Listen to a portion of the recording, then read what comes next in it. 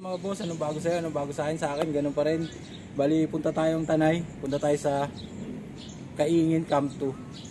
Tara. Bali, kasama ko pala yung Tokmol Terrier natin no? Nandiyan dyan siya, yan, may lagayan siya dyan. Bali, biyahing C6 tayo mga loads. Napakainit. Pero goods pa rin yan kasi wala naman masyadong traffic dahil di naman kami weekend nagpunta. At ayun, nandito na tayo sa Manalaki Highway.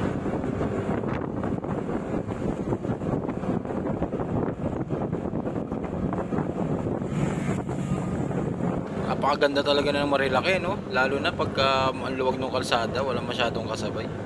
Napakasarap, relaxing mag-drive.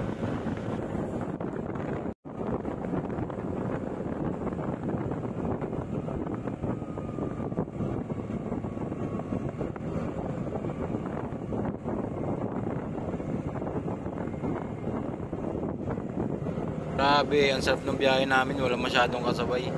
Ganitong gusto kong rides, nakaka-relax talaga siya.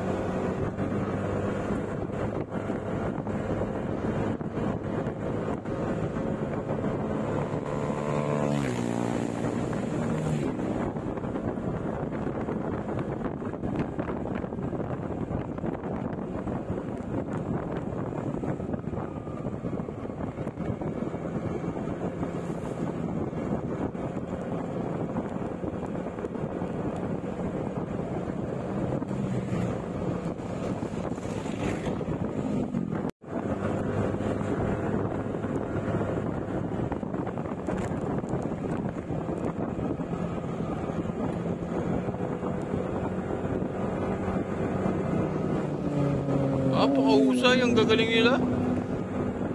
Ang galing, banging sila rin.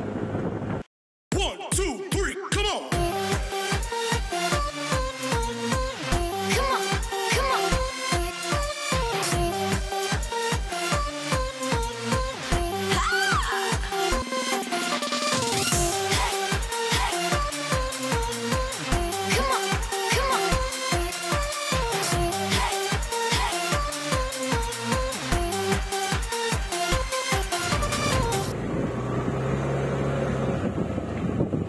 Bali mga boss, papasok na tayo papunta dun sa Kaingin campsite.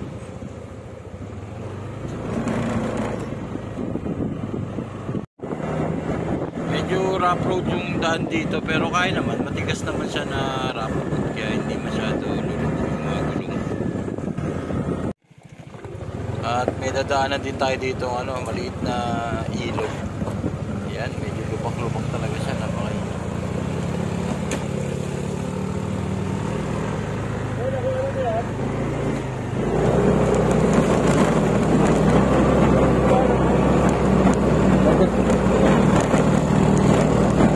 Nabasahin pa ako. Nabasa.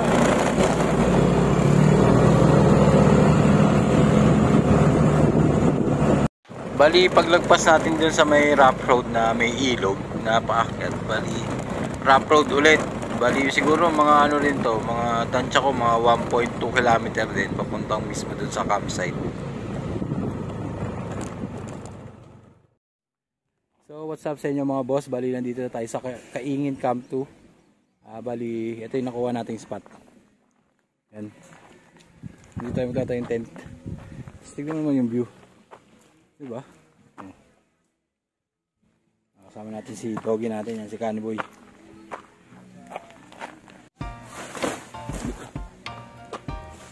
Later, panis! Oh. Hindi daw kailangan katulong magtayo ng tent niya.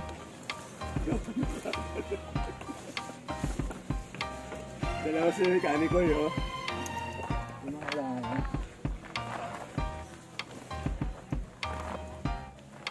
Pwede.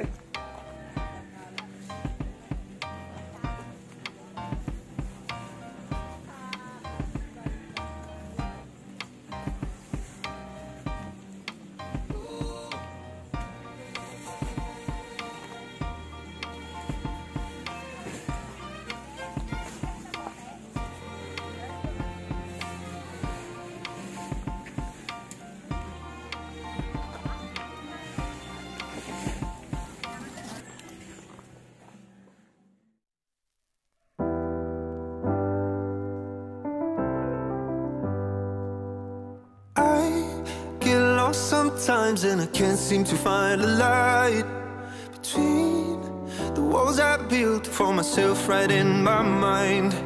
And then you came over and you showed me love that I never had seen before. Now, when I got you, it's all gonna be alright. Thinking about all the things we did tonight. What a time to be alive. Just you and I.